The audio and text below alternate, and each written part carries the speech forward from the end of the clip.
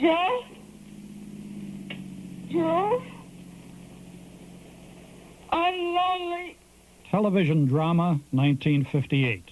The Days of Wine and Roses.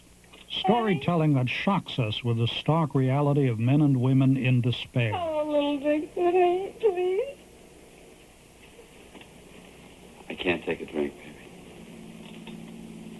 I'm not going back there. They're too good. Oh, that's the boy, the whore. That's pretty good. Far more often, television is a vehicle for dramas of pure escape. A world of good guys, bad guys, fairy tale opulence, and gossamer plot lines. In the 50s and 60s, television drama showed us that courtrooms could be the perfect place to make a scene. I don't care. You gotta go me to him. You gotta leave me. Is he going to die, Dr. Kildare? We're doing everything we can for him, Harriet. And that doctors always have time to stop for a few kind words of comfort and compassion. Today, TV teaches us that right and wrong are not clear-cut. Crime sometimes does pay.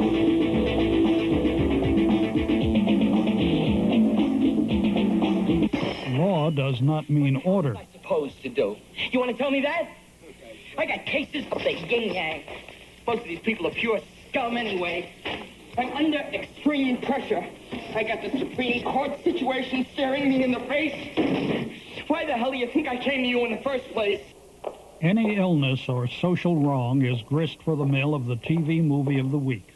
Francine, did you premeditate and plan the death of your husband, Mickey Hughes? No. The defense rests.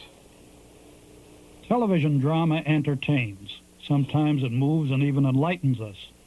Why are moments of majestic dramatic power so few and far between? Blow, winds, and crack your cheeks! Rage, blow, you cataracts and hurricanes! Bounce, and you have drenched our people round the cock! You sulphurous and sauce-executing fires, born couriers to out-screaming thunderbolts! Singe my white head!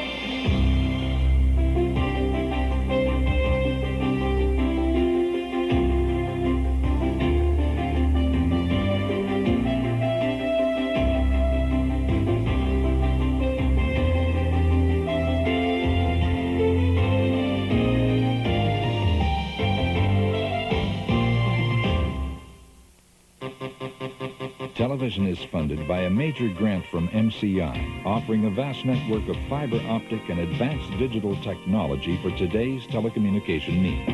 MCI, communications for the next 100 years. Additional funding was provided by this and other public television stations, the Corporation for Public Broadcasting, and by the Marilyn M. Simpson Charitable Trust. Hello, I'm Edwin Newman. Somebody once described television as automated daydreaming, and perhaps nowhere is that more evident than in the world of television drama. Tonight, we will not be talking about the Byzantine ins and outs of the daytime soap operas. As intriguing as they are, time does not allow for a thorough examination of their complexities. This is a look at prime-time, nighttime drama, the kitchen sink reality of early TV, the fantasies of Dallas and Dynasty, the gritty authenticity of Hill Street Blues. We'll examine the popularity of American TV drama abroad and see some homegrown drama from Africa and Japan. We'll witness an electrifying performance by Dustin Hoffman and a remarkable TV series from Britain. And we'll hear the conflicting opinions of the writers and producers of drama. Some of those writers and producers insist that decidedly worthwhile work is taking place, work that does more than just tell a story. Others disagree. Well, I have always felt that television drama had really two important facets. One was to entertain, and the other was to teach. And if you could combine them into a drama, that to me was the true function of television. It seldom happens now. It can inform and occasionally enlighten, and at its best, it always asks wonderful questions. There's little or no TV drama. There's a lot of TV melodrama. But, I mean, we really can't talk about the nighttime soaps as drama. We really can't talk about cop shows as drama. There are occasional dramas, but they tend to fall into their own sort of cliches, you know, the disease of the month or the triumph of some athlete or performer or whatever over some particular hardship. I mean, we've come a long way, sadly, I think, from real drama, from, you know, Playhouse 90 and Studio One and people writing directly for television. Good evening. This is Ed Hurley, speaking for the makers of Kraft Mayonnaise. When television went into full gear after World War II, most viewers were city dwellers and theater goers. Drama became an important part of the TV schedule. Many early programs were recreations of Broadway classics. Tonight, the Kraft Television Theater starts its second year of Wednesday evening productions with one of the finest plays of the American theater.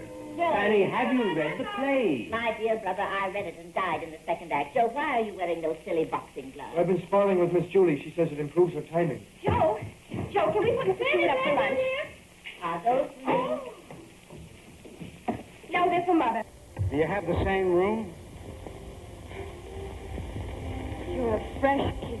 When you see him tonight, you'll Mr. Moody. Tell him for me that the next world's champ is feeding in his stable.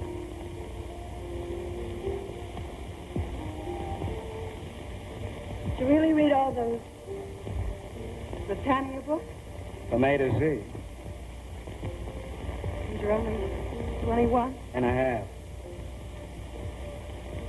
Something's wrong someplace. I don't know.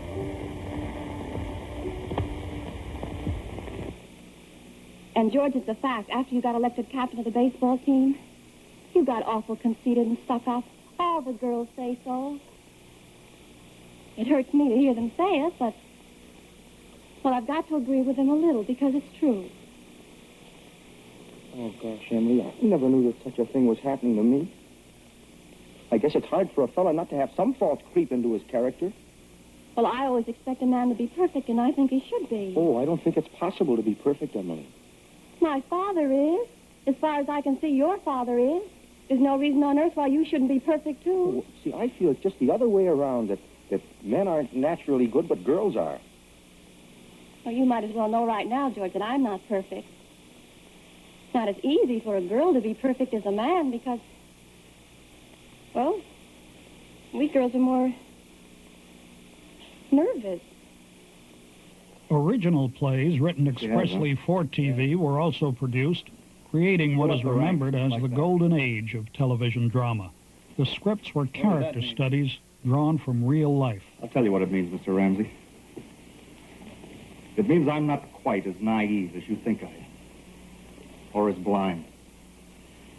You kept harping about Andy Sloane's weakness. It wasn't his weakness that kept digging into you. It was his decency. Andy Sloane was your conscience. He was a constant nagging reminder that some things are wrong. Keep going, friend. You used him as a whipping boy to try to make him quit. You made him backtrack and knuckle under, and you finally beat him to death. You wanted him out, but you wouldn't fire him. That's true. No, it may be a rotten thing to lick a man's boots, but it's a lot worse to be the man whose boots have to be licked. I'm not a nice human being. What else? You're not a human being, period. You're a freak. You're an organizational marvel with no compassion for human weakness. So you drive and fight and kick your people into peak efficiency if they can make it, or into a grave like Andy if they can't, because they lack the strength. And the capacity. He was third in command. That's a lot of responsibility. This is his business, too. The Golden Age bred a new generation of writers, producers, and directors. Most had little background in theater. They learned their trade on the job and crafted work like Reginald Rose's 12 Angry Men, a tense confrontation in a jury room. Now, here's a woman who's in bed. She can't sleep. It's hot, you know. Anyway, she looks out her window across the street and sees the kid stick the knife into his father. She's known the kid all his life. Oh, this is right across the street. She looks through the window, across the L tracks, and sees him do it. She swore that she saw him do it. Through the windows of a passing elevated train. But it was proved in court that you can look through the windows of a passing elevated train and see what's happening on the other side at night. It was proven. Let me ask you something. How come you believe her? She's just one of them, too, isn't she? You're a pretty smart young fellow. In the 50s, television was still new and exciting. Everybody watched.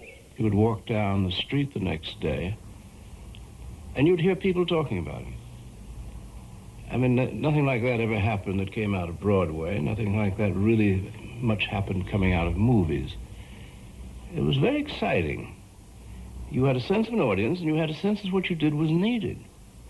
They rehearsed them like plays. They treated the writers like playwrights. The show went on, and it was an event. I mean, you got phone calls afterwards. It was like a play.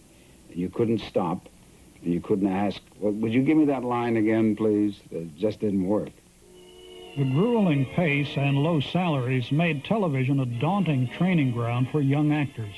Many who survived the punishments of live TV went on to become stars. Put in those two fillings for me, and I thought I was in Roseland. Gee, that sounds pretty good. Last pit forward rooming without a mask. Who can I get in heavy, my goodness? Citizen Beto, I wonder if you would... Not right now, please. Joe. Why, did you hurt the old man? I never touched him. Bobby, I never touched him. I never even saw him, Bobby. I believe you, Joe. I believe you, darling. Why do you always have to look down, man? Why don't you look up? It's beautiful up there. You're 10 feet tall, so use it to look up. 6'1". You know, if everybody was like you, that cat Darwin would never have written a book. In fact, if everybody was like you, there wouldn't be anybody. Introducing Robert Redford. It was golden in opportunity, and it was unique. There was never anything like it before, and there's never been anything like it since. Nor will be again. And once in a while, something went like that, like rockets. It was terrific. One of those rockets was Paddy Chayefsky's Marty. It made Rod Steiger a star and established Chayefsky's mastery over what he called the marvelous world of the ordinary. I've chased enough girls in my time that went to the up dance halls. I don't want to get hurt no more, you know. I called up a girl this afternoon on the telephone, and so she gives me the brush off. So I think I'm past the point of being hurt, so I get hurt. Now, this is some broad I didn't even want to call up, you know. No, Mama, that's the history of my life. Not for me. I don't want to go to the Waverly Ballroom. None of those places. They stand around and make me feel like I'm a bug, you know. I got feelings, too, and had enough pain. No, thank you. Marty. Mama, please, I'm going to stay home, and I'm going to watch Sid Caesar. You're going to die without a son. So then I will die without a son. Marty, put on the blue suit. Mama, the blue suit or the gray suit, I'm a fat little man, a fat, ugly little man. You're not ugly. That's what I am. I'm ugly, ugly, oh, Mama, please, now, would you please leave me alone? Now, what do you want from me? Nightmare. Tension. Perspiration. Pressure. Vomiting. Almost panicked. Terribly nervous. The scenery fell down. What the heck's going on? Under the pressures of live TV drama, there was inevitably anxiety and stress. I remember one show I did with Dennis O'Keefe. And it had been his first live television show, and that was the time he really felt terribly nervous.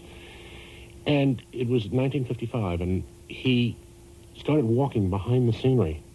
And he saw his leading lady there, Mary Sinclair, who was literally the queen of live television. She'd done at that time in 1955. She'd done about 300 live television shows, and he was terribly nervous. And he went up to her and he said, Mary, he said, how do you do it? He said, how do you do it? How do you do this? And she said, well, Dennis, there's absolutely nothing to it, whereupon she turned around and vomited right then and there. And he realized, gee whiz, I'm going to be all right. And he went ahead and he did the show. But someone once compared doing live television to doing summer stock in an iron lung, and I think that about says it. Well, I tell you what that kind of chaos and nervousness brought about. It brought about exciting performances, because it was totally different than than in motion pictures where you could stop. And the element of error and chance was completely taken out of it. That element of chance was one of many reasons that the networks became wary of live drama. By 1960, when Robert Redford played a Nazi soldier confronting Charles Lawton, time was running out for the Golden Age. Listen, something like that. And as for you, my young sergeant, we'll have a talk about this. You understand? Yeah, we'll give it. Redford and many of his fellow actors were soon performing in a different kind of TV drama, shot on film and loaded with violence. I've never done nothing against you. I appreciate that, Benny. But then I never gave you the chance, did I?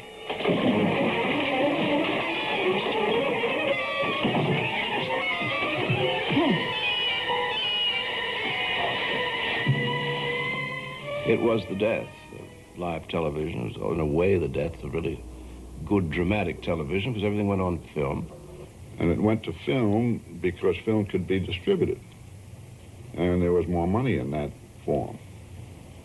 So that film could be sent to television stations all over the world. They began to develop a kind of a formula, a certain amount of spilling over the top of the gown, a certain amount of female pulchritude properly displayed, a few car chases, a few gun shots, and so forth. And they learned that by doing these things, they could get more viewers and have a sure shot than they could by taking chances with these little plays. I mean, I think it's just simple matter of the marketplace. Did us in. As more and more televisions were sold, the marketplace was demanding less of live TV's social realism. The mass audience wanted action and adventure. The networks turned to the storytelling capital of the world.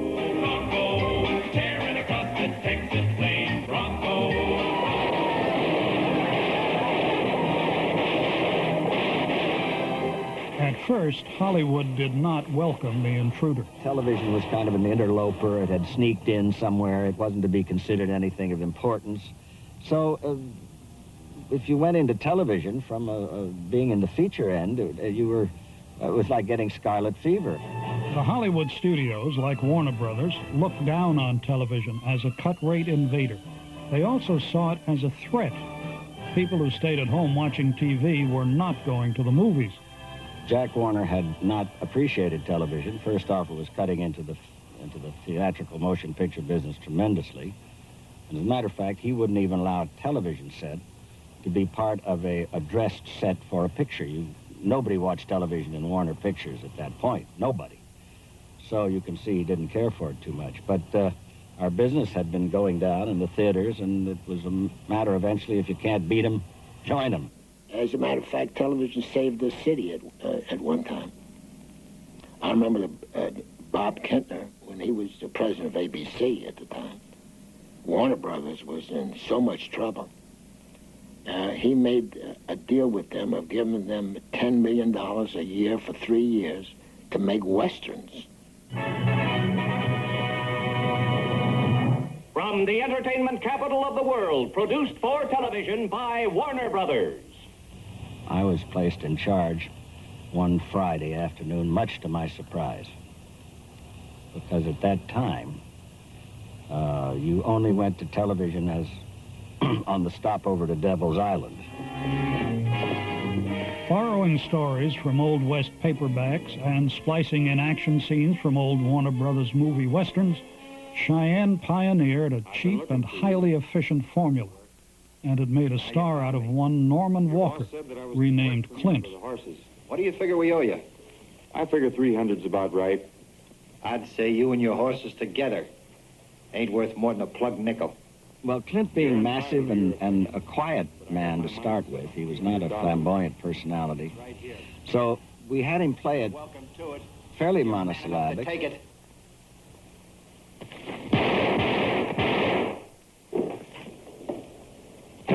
He became the kind of the typical Western hero who does the right thing all the time. wears the white hat, so to speak. I've never seen anything like it in my life. Me either. He asked for it. Your witness said I took just $300. Don't you ever get lonesome? Now and then. And most of our shows in those days had the old-fashioned morality play going for them. I'm telling you. All right, you've told me. Now you better go back to your husband. What are you, a saint? Cheyenne was one of the most successful in a whole posse of trigger-happy TV heroes.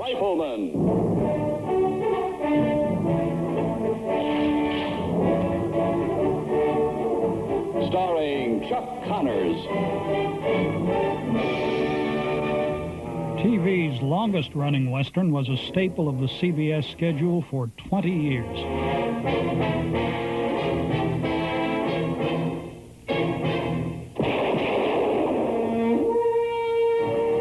Gunsmoke, starring James Arness as Matt Dillon. By the late 50s, there were more than 30 Westerns playing in prime time every week. In the Cold War climate of America, the black and white morality of the Western reflected the public mood.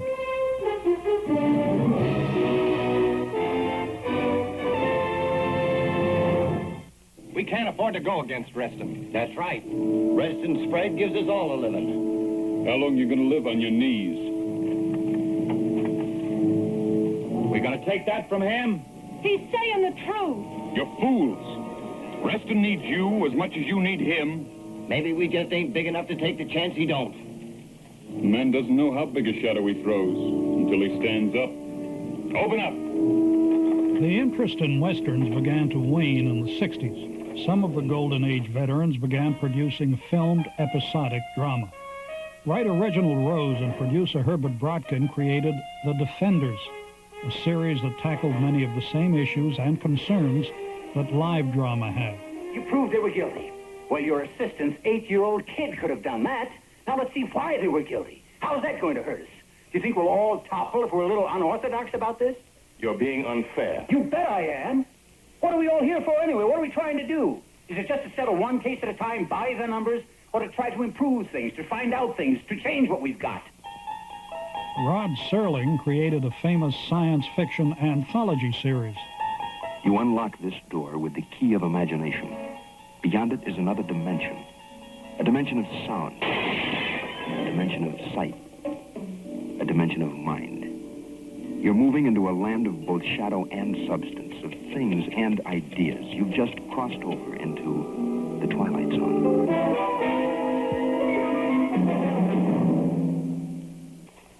This is flight number 914 from Earth to our planet.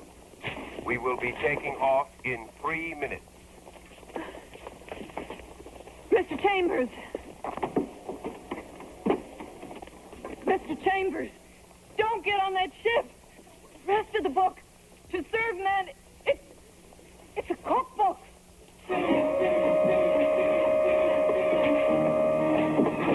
No!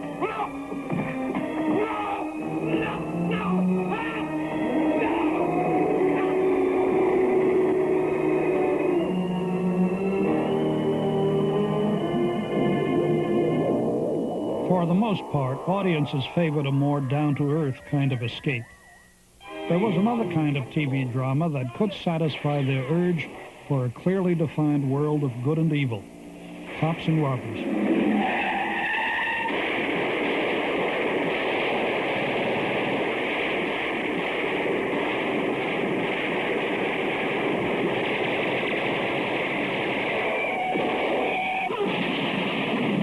Everything in television is a cop show.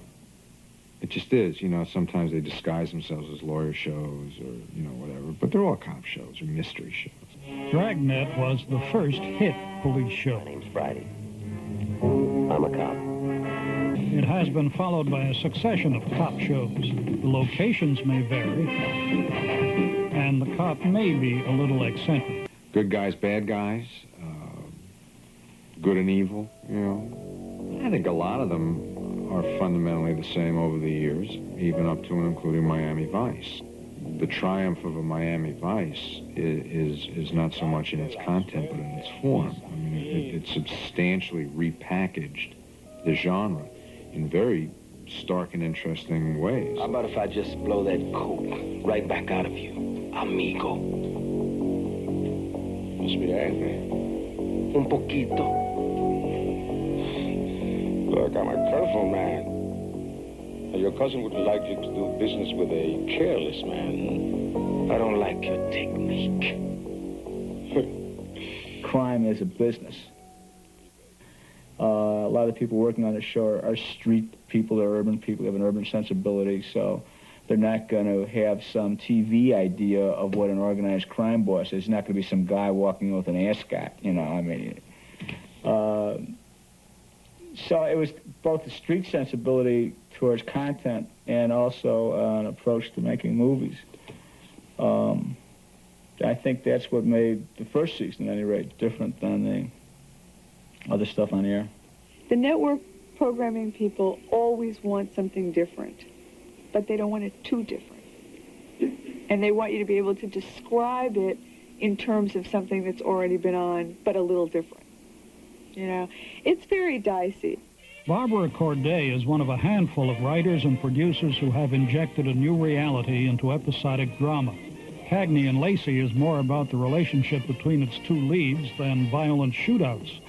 I mean, if you go back and you look at some of the old cop shows, there were certainly some very good ones, but you didn't get as much of their home lives, their personal lives. You didn't get as deeply into the characters as people tend to do now, as Hill Street does and did, as Cagney and Lacey does. Oh, I see. I'm lying to myself, but you are not. What in the hell was that supposed to mean? Come in here. The kid here, if we decide to do it, aiding and abetting a felon. The man stole heroin. Would you give me a break? You sound like the French Connection. So he pinched a little to help his dying mother, and you're going to turn in one of your own. You talk like the only person to consider here is his Becky. I got 4 other people I have to think about. I'm speaking about my family. I need this job. So does his Becky. Does that mean that you're going to vote to let him go? I don't know. What I got is this gun. Detective Henry Goldblum, Hill Street Station. And if you're looking for trouble, son, congratulations, you just found it. With many characters and storylines, Hill Street Blues prove cop shows can be more than escapist entertainment. Appealing to a broad audience and maintaining quality need not be a mutually exclusive ambition. If you tell good stories which identify drama in the rhythms and processes of people's lives as they're lived, that an audience will respond. I think stylistically, from a writing point of view, our willingness to slap very harsh melodrama hard up against outrageous, almost fall-down slapstick nonsense comedy was unique. I hadn't seen that in television before. I love animals, Lieutenant. They're loyal, they're reliable. I think they're much more giving of affection than humankind. Cute, isn't he? Hey, oh, you like smoked fish, and you little guy. Daddy, it's your protein grow very, very big and very, very good for you. His name's Mickey. I always love this little guy. Hey, Mick, great collar today. Hill Street was a show about people holding despair at arm's length, you know, with a minimum of power to really change the environment or derive a whole lot of personal satisfaction from simply winning day to day to day. I mean, a win on Hill Street was staving off disaster for another day. L.A. law is populated by people who are infinitely more successful. They make more money, they drive nicer cars, they have prettier girlfriends, they're possibly smarter, and they win more. You ever decorate a tree in the nude? Sounds dangerous. Depends on where you hang your ornaments.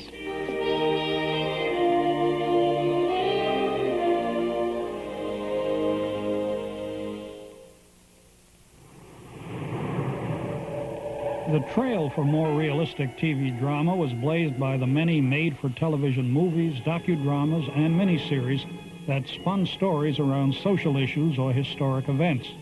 The Missiles of October, a dramatization of the 1962 Cuban Missile Crisis. Right. Mr. President, there's a new letter from Khrushchev coming in on the wire. They'll bring a translation as soon as they have it. We don't want war, and I don't believe the Russians do either. They took a step, and we had to respond. They react, and we respond again. So for reasons of pride or security or faith, each response requires a counter-response, and we escalate our way to disaster. Have to control ourselves and try to control events. Must be careful not to miscalculate or to misjudge, or to challenge the Russians needlessly or thoughtlessly into a war neither side wants and neither side can win. Look, if we only knew. Topics that were once the sole domain of documentary filmmakers are now fair game for television dramatists. In the 70s, That Certain Summer, a made-for-TV movie, shocked many by depicting a father quietly telling his son about his homosexuality.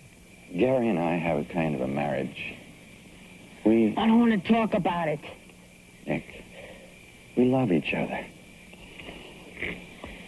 Today, a TV movie can be about as provocative a subject as AIDS and barely raise an eyebrow.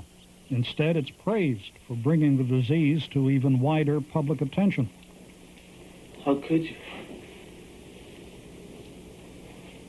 How could you have done that?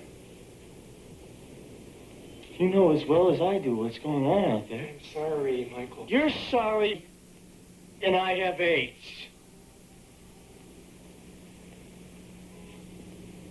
All this time I thought we were safe because we had each other, because we were together. We'd be protected. I could have gotten this because of you. We don't know that. Then how else? How else? I want you to pack your stuff and get out.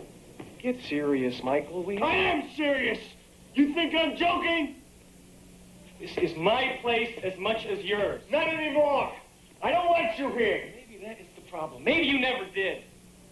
Every time I hear that phone ring in your study, you know, your private line, the one that I can't pick up because someone might find out that we live together, how do you think that makes me feel?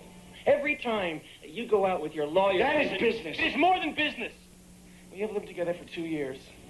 You know my friends, my family, my feelings. I have shared my life with you. You haven't shared 1 ounce of yours with me. Because I have a private line, you go out to the bars and the bats. Is that it? Don't make excuses. It's not an excuse.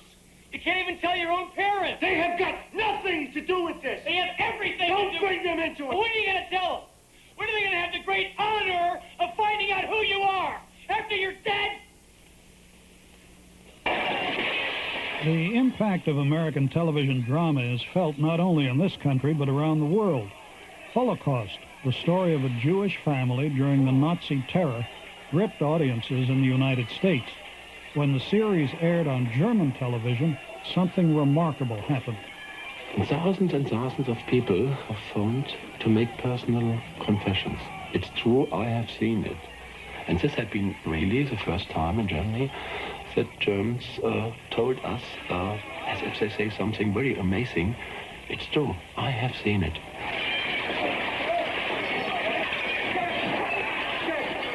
And then they said, and the whole time I didn't discuss it with my wife or with my children.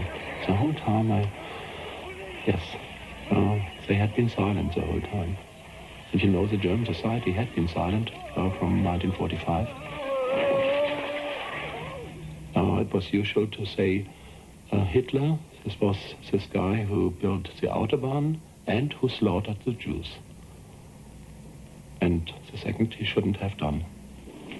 I had seen a lot of programs in German television which had been made with more accuracy, with more brain, with more delicacy. But this had been the first time I'd moved in my stomach. The other times I've been moved in my head, in my brain. Only a shower, just for 5 minutes. It will clean you up and kill the lice.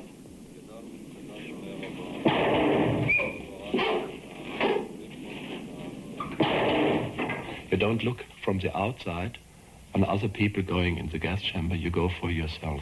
I think this is a secret of this Hollywood production. Some complained that Holocaust reduced a horrific real-life nightmare to the level of primetime soap opera. Others praised it as an emotional reminder to the world that what happened then must never happen again. The success of the miniseries is indisputable. It was seen by more than 300 million people in the United States and 50 other countries. The export of Hollywood drama is a big business. $1 billion worth of American TV shows are sold overseas every year, from Botswana to Britain. British television, in fact, utilizes and exploits American television much more than the foreign concept of British television might have it. I mean, I think people in America probably think that British television consists largely of Dickens and Shakespeare and very worthy stuff of that sort, and it doesn't. It consists as much of American high popularity product as most other foreign countries' channels do. To boldly go where no man has gone before. Boldly going to more than 100 countries, Star Trek is just one example of the extraordinary popularity of American television drama around the world. Bones, no!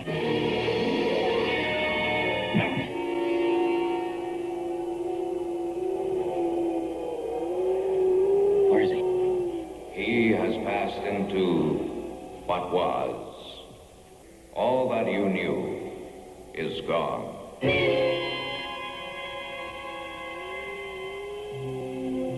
Earth's not there. At least not the Earth we know. We're totally alone. We were in some deserted village in the wilds of the Caspian Sea, and this waiter came up, and of course didn't speak any English. I mean, the man was as remote from civilization as you can get in the world, and Captain Kirk, you know, it was bizarre. And then in the back room, on this ancient black and white television set, while I was eating, Star Trek was playing. Spock! But if Star Trek could affect that in that remote part of civilization, what must Dallas and other shows that don't paint a pretty picture of America do to influence people of the world as to what America is like? Dallas is seen in more than 90 countries.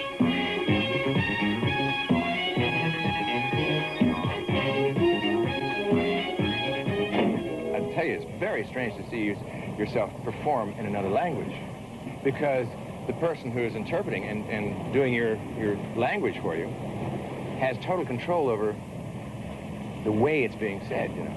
And it's very odd. Like in Italy, it's a dramatic show. It's very full of life, and it's all, In quel momento non mi sono stati utili. Ho pensato di conservarli perché potevano essere utili in seguito. The voice of J.R., heard by Italian viewers, is that of Joseph Colonello. Un'offerta minima per quell'asta offshore, giusto? Sì. In France, it's much cooler. The French J.R. is Dominique Petuvel. European attitudes toward Dallas and other American series vary.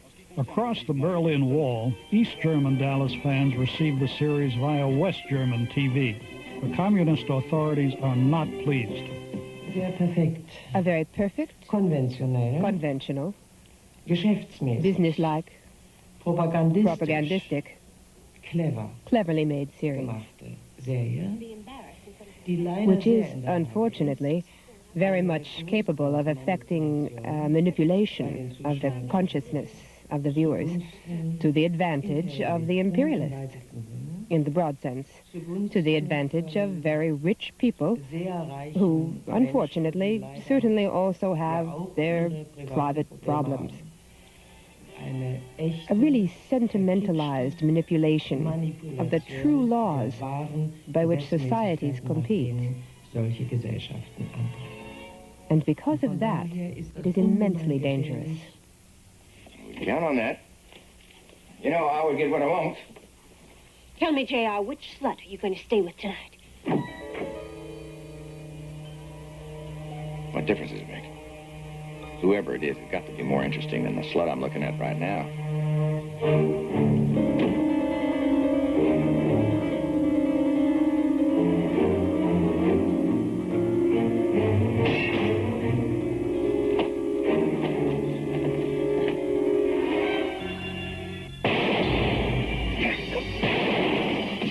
Others are more enthusiastic about America's TV exports.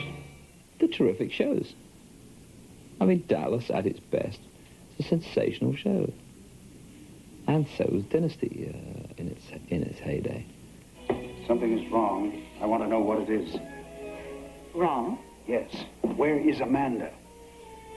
Amanda, unfortunately, is in bed with the flu. So you've told everyone. Forgive me if I don't believe you. Well, Blake, why is it that you never believe a word I say? But what kind of image of America do shows like these project? Perhaps I can help. Appalling. Appalling. But does it matter? I don't think it matters. I don't think people's views of America are shaped by television programs. I think that is I think that's unlikely. I think people's view of America is much more complex than that. A French production company decided to fight the American onslaught with a glitzy soap of its own. Chateau Vallon was a Gallic copycat of Dallas, the story of a feuding family that made its fortune not in petroleum but in publishing. Reactions were mixed. Far more successful has been a Brazilian TV tradition of some 25 years. Slick primetime soap operas called telenovelas. In a land of profound contrast between great wealth and agonizing poverty, the video fables of the telenovelas offer tantalizing fantasies of money, good fortune, and happiness. When it's available, audiences in other countries often prefer homegrown drama that reflects their own interests and history. In Nigeria, a series called Ichoku has been entertaining and informing an audience of millions for more than 10 years. It's a comic drama about rural life in the 1920s, depicting the bewildered attempts of British colonial officials to govern Nigerian villagers. Japan used to import huge quantities of American TV shows, but now makes almost all its own popular drama. Violent shows like The Samurai Executioner reflect an ancient tradition of storytelling and owe little to Hollywood.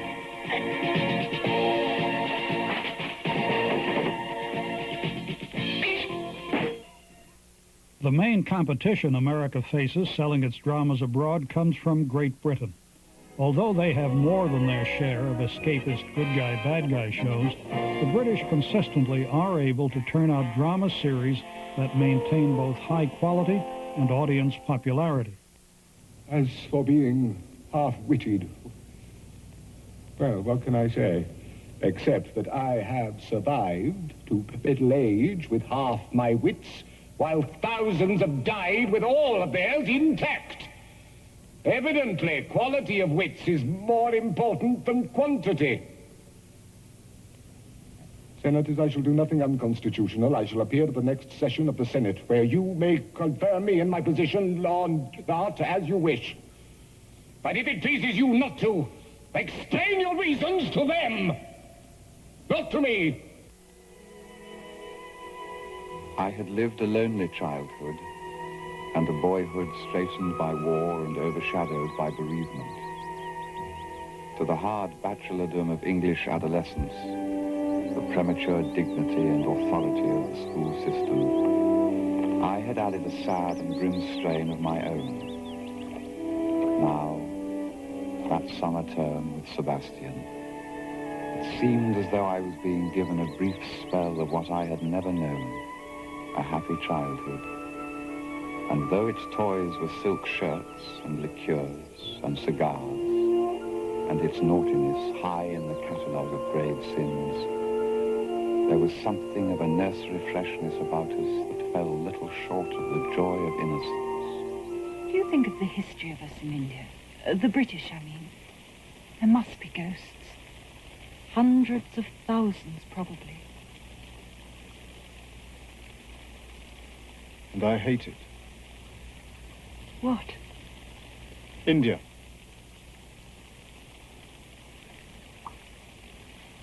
I hate all the beggars, and the crowds, and the heat, and the bugs, and most of all myself for being black and English.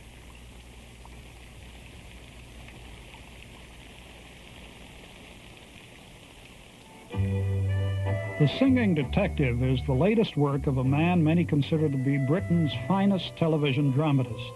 Dennis Potter creates plays that transcend the usual TV storytelling.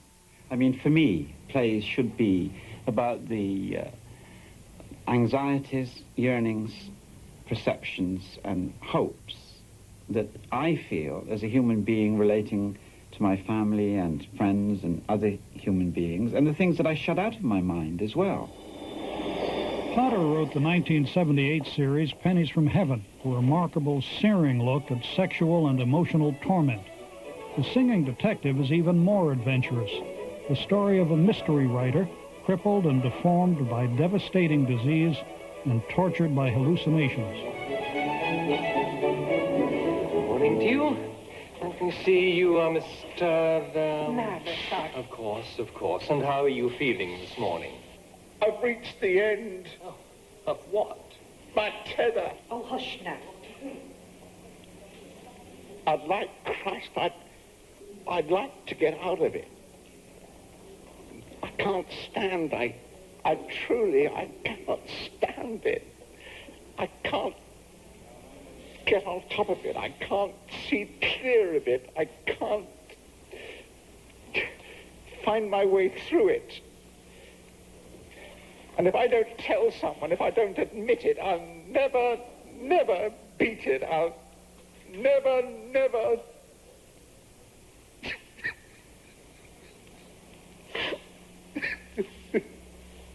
Oh, tears. Even bloody tears. Oh, I'm sorry. I'm sorry, the shame. Even tears. Oozing bloody tears hurt the skin on my face and... Laugh. It hurts my jaw. God. Talk about the book of Job. I'm a prisoner inside my own skin and bones.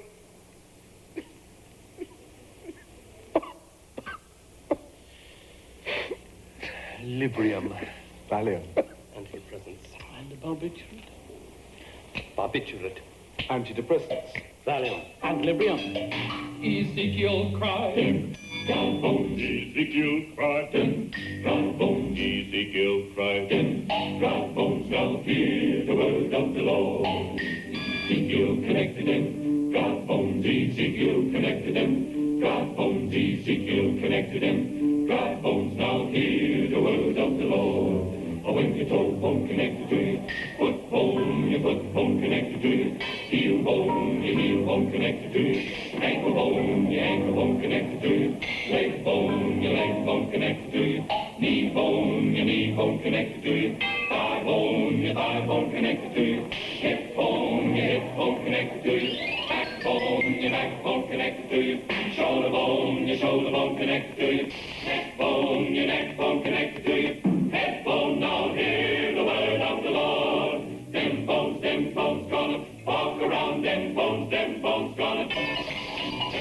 Them bones gonna walk around. Now hear the word of the Lord. Disconnect them bones, them. The dry bones, disconnect them bones, them. The dry bones, disconnect them bones, them. The dry bones, now hear the word of the Lord. Oh, when your head bone connected from you, neck bone, your neck bone connected from you, shoulder bone, your shoulder bone connected from you, back bone, your backbone connected from you, hip bone, your hip bone connected from you, thigh bone, your thigh bone bone connected from your knee bone, your knee bone connected from your leg bone, your leg bone connected from your ankle bone, your ankle bone connected from your heel bone, your heel bone connected from your foot bone,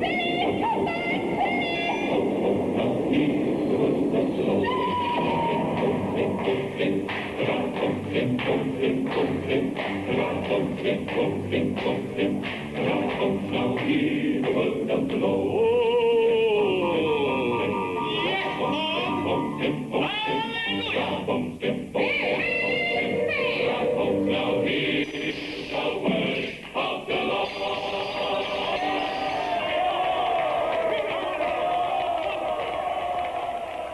Would you like to see the Padre? Would that help at all? Or a psychiatrist, perhaps. Yes, looks like it to me. Good day to you. Keep your pecker up, old chap. The commercial constraints of American network television will not allow for the extreme originality of a singing detective. Cable and public television are the only outlets for the kind of dramas that typified early television. Much of what we see there consists of British imports and little that is written expressly for the TV screen. Still, series like American Playhouse and Specials do offer an opportunity to see the work of the best American playwrights and performers. There is no point in our looking for another screenwriter. It doesn't make any sense. You're brothers. You know each other. There's a familiarity with the material. It just wouldn't be possible otherwise. Saul, there's no familiarity with the material. None. I don't know what tornado country is. I don't know what a gooseneck is. I don't want to know. He's a hustler. He's a bigger hustler than you are, Saul. Hey! Now, I didn't have to bring this bone back to you, Bowser. I persuaded Saul here that you were the right man for the job. Don't go throwing up papers in my face, boy. Your fingers still frozen?